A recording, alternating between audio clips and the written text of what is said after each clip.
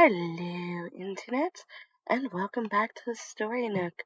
Go ahead and grab your tea, your coffee, your hot cocoa, whatever it is you want, and go ahead and join me for another episode of the Story Nook.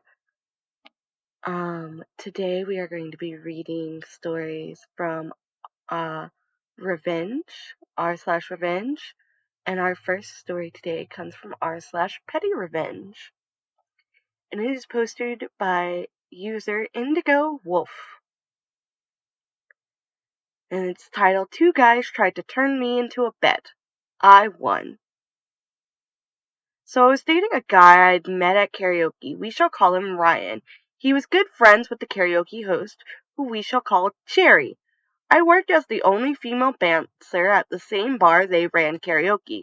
They needed a person that could keep an eye out for trouble in the girls' bathroom, because there had been a sexual assault in there before they hired me. Ryan thought that I had that day off, but I came in to work anyway because it was a fun place if you weren't working low. The idiot had brought another girl there for dinner. I sweetly introduced myself to her, asked how long they had been dating. She said a couple months. I warned her to be careful with him. She asked what I meant. I said, ask him where he was Thursday. If he says anywhere other than inside me, he's a liar. Then I turned and walked out, smiling as I heard her start screaming at him. So I had a very good friend come in from out of town. They do not know him, but I've told a friend all about this guy. Friend hung out at the karaoke side during my next shift, where I was working on the dance floor side and bathrooms. Friend was the type that sat quietly in the corner and got ignored.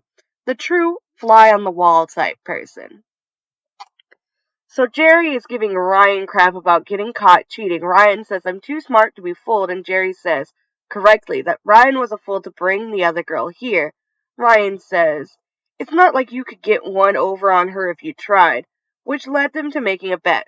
Ryan would apologize to me and try to win me back while still sleeping with other girls. Jerry would simply have to try to get me in bed. The first one that could get me in bed without being faithful was the winner of a $50 bet. Now, normally, there's no way in hell I would ever date Jerry. I knew he was a skis. Also, no way in hell I'd take Ryan back. But my friend heard the whole thing and told me about their bet, so we hatched a plan. Over the next several weeks, I let both guys wine and dine me, take me out, buy me nice dinners. I had a lot of Outback and Red Lobster those weeks. Buy me little gifts and flowers. Basically, both of them were full on ass-kissing mode, trying to get into my pants, but not look too desperate, so I wondered what was up. You think that after 2 weeks of me not even kissing them, they realized I was on to their BS? So after keeping a notebook of when and where they took me, how much they spent on me, etc., I arranged the next date. Back where it all began, our bar. I asked Jerry to meet me there at 10. I asked Ryan there to meet me at 10. I brought my notebook that showed the total of how much money they had spent on me trying to win this stupid bet. I told them I knew everything and that they were both my puppets. Jerry had the nerve to try and deny everything. Ryan just laughed and said, told you she was smart, and admitted everything. He apologized and gradually we became friends over many years. Never dated again. Jerry to this day swears there was no bet.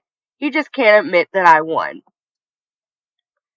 Which I think is hilarious because your friend went ahead and let you know. Because otherwise you would have just been like, no, you're both creepy as shit. And I think that is awesome. So, good on you, OP. Good on you. Our next story comes from r/Petty Revenge, and it is by user Love Me to Buys. Hearing round sounds outside my door. Illegal park, I'll get you towed.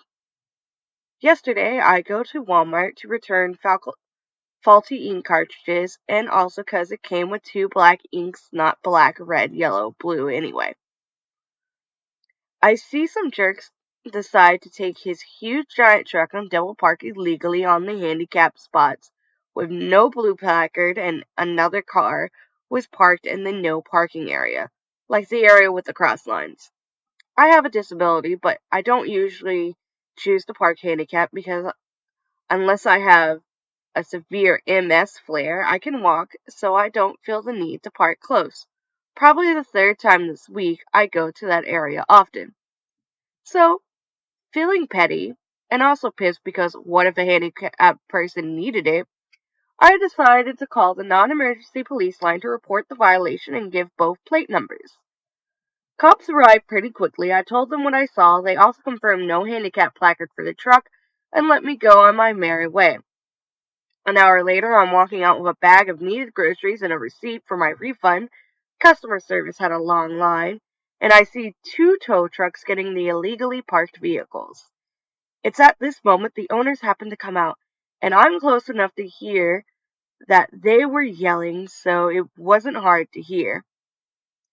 Both try to argue. Cops tell one, "Ma'am, this isn't a parking space, and there are plenty of other spots further down," to which he goes, "But it's too far, I've only been gone 5 minutes."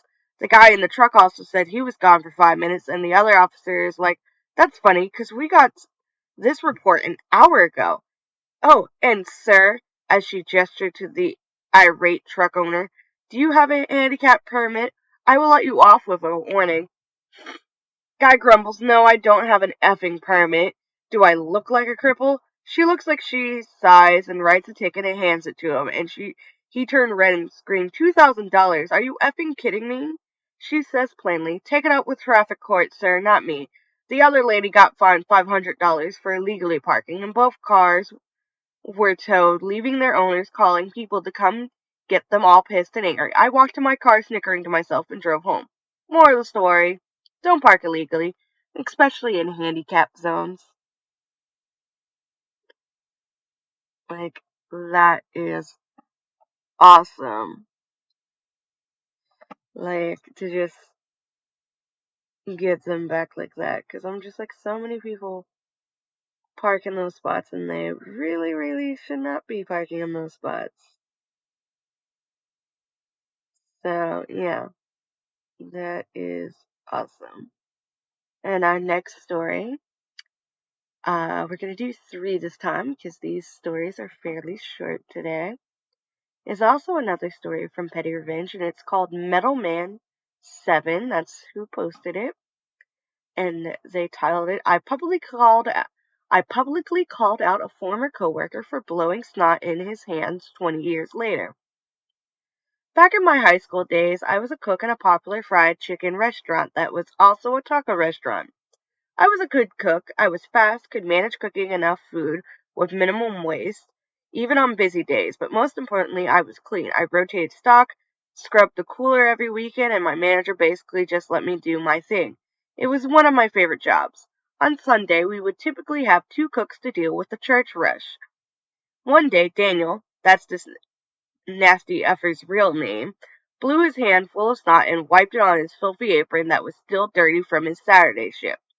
Jesus, he was a filthy effer. Anywho, I lost my shit a little bit and called him the nastiest mother effer I'd ever seen. Probably way too loud for the church folk, but he deserved it all the same. Anywho, fast forward 20 years later, and I stumble across Daniel commenting on a community forum. You know the one. About COVID in church. He made the comment, "Since you feel that way, you need to go live in a plastic bubble. You can pick up the same germs going to church that you can at Walmart. Don't be so naive." And he accused someone of being triggered about some dumb shit he said. This kind of pissed me off because my folks still lived back home, and this mother effer was doing his best to spread some COVID in my hometown. So naturally, I replied along the lines, "I don't think Joe Smo, not a real name, is triggered. I just think he's rightfully concerned that the type of person to blow snot in his hands and wipe it on his apron in the effing chicken kitchen 20 years ago may not possess even the basic understanding of how diseases spread." 2 minutes later, I received a DM that said, "F off, you piece of shit," and was blocked by that nasty effort. I don't think I've ever been so happy.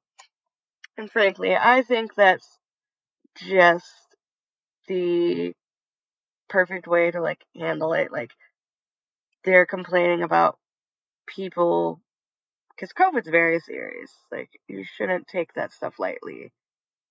And I feel that for them to be called out 20 years later, even though, like, they might have learned, but based off their comment, it doesn't seem they did. So, yeah, they totally deserve to be called out for their BS. So, yeah. So we're gonna end this here. In other news, I am officially engaged now. I proposed to my partner of 7 years come January 1st, 2022. Yesterday, as of recording this, I gave him a PS5 and some flowers and a very, very plenty proposal, and he said yes, and I'm super happy.